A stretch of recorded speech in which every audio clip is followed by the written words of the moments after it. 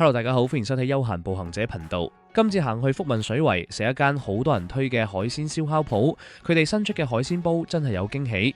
師傅會睇實火候，用真實炭火慢慢滾，唔落雜調料，淨係小鹽調出海鮮原生鮮味。全部海鮮落單先撈，食得出新鮮。中意食海鮮嘅朋友冇錯過，即刻跟我去睇 ，Let's go！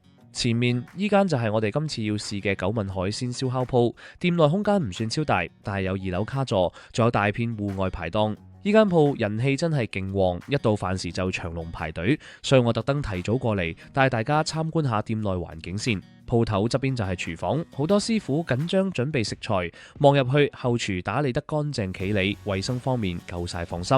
一旁仲見到明火炭火區，店入面所有湯品全部用真炭火慢熬調味，唔係清水開滾，提前熬好。石橄欖文昌雞湯、海鮮煲類都靠呢個湯底做基底，鮮味完全唔同。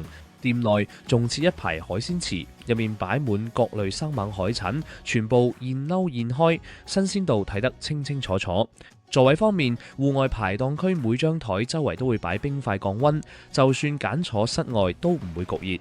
2樓空間設有大圓台，一班朋友聚餐可以直接訂圓台，2張台亦可以拼埋一齊，台與台之間留足空間，唔會逼協。落單直接掃碼就得。菜單主打各式沙煲，最新推出嘅就係招牌炭火海鮮煲，同時亦都有羊肉煲選擇。另外仲有豐富燒烤分類，羊肉、牛肉、海鮮、素菜樣樣齊。酒水選擇都好全面，各式啤酒齊備，仲有手工新鮮現沖茶飲。今次重點就係試佢哋嘅新品海鮮煲。價格係288蚊一份，呢度所有海鮮唔會預先整好，一定要等我哋落單先現撈現整，確保食材夠晒新鮮。成個海鮮煲擺係開放檔口整，企隔離可以睇師傅操作，每一步工序都好講究，唔係亂咁滾。個湯底唔係淡清水，提前用文昌雞熬足大半日，全程淨係落小鹽調鮮，絕對唔會落一大堆雜醬，掩晒海鮮本身嘅鮮味。每樣海鮮幾時落煲滾幾耐，師傅都有規矩。入面2隻紅蟹仲會先爆香，再落湯慢慢滾，蟹油同海鮮甜香先可以徹底融入湯裏面。成煲嘅鮮味淨靠海鮮同雞湯滾出，唔係靠調料撐起個味。而且全程用炭火慢慢滾，陣陣煙火味撲鼻，個沙煲一拎上台，成陣海鮮鮮香即刻衝晒出嚟。一煲入面料真係落得好重手，有4隻厚肉羅氏蝦、6粒十頭鮑魚、2隻紅蟹同4到6隻青口，仲會用白貝屌下鮮，幾樣海鮮嘅鮮味滾埋一齊，飲落清甜潤口。湯面浮住海鮮滾出嘅蟹油，全部係精華。食呢個煲千祈要記得先飲湯。湯底夾雜淡淡雞香，飲起身潤口，調味簡單，層次又好豐富，每啖都飲到海鮮本身嘅原生鮮味，完全唔會有腥味。入面樣樣海鮮都吸晒湯嘅清甜。羅氏蝦夠大隻，剝開蝦殼見到滿滿蝦黃，先選蝦頭嘅蝦膏，再食彈牙蝦肉，一隻兩味。紅蟹肉多又多汁，鮑魚厚身有咬口，青口軟險入味，每樣都食得出，係生猛新鮮貨。海鮮食得差唔多，仲可以另外加嘢落湯滾。今次就額外點咗幾樣單品，再加撈汁花甲，同時另青菜。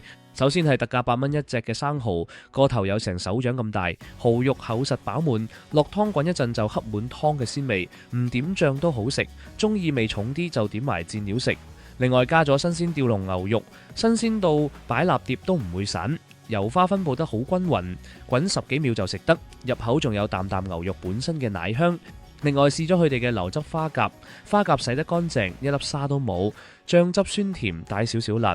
食完熱滾滾嘅海鮮煲，轉下口味啱啱好，開胃一流。最後滾埋青菜，清爽解滯，成餐食落好順喉。想食燒烤嘅話，仲可以配佢哋嘅冰杯啤酒一齊飲，凍冰冰好清涼，夏天夜晚宵夜食就最啱。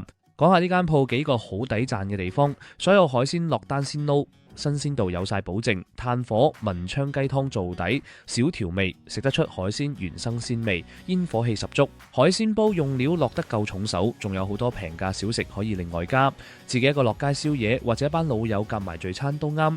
中意食原味海鮮嘅朋友真係可以過嚟試下。最後同大家話下過嚟嘅路線方法，由福田口岸過關係最近嘅。坐4號線2個站就可以抵達福民站，揀個 D 出口上到地面。出地面之後，我哋就向前行，到第一個路口就轉右，跟住就一路行到底，行到盡頭嘅位置，我哋就轉左，再行300米左右，喺左手邊我哋就會見到九問嘅招牌啦。跟個路口入去，第2間鋪頭就係我哋今次去到嘅九問海鮮燒烤鋪啦。好，今日分享就到呢度，我哋下期再見，拜拜。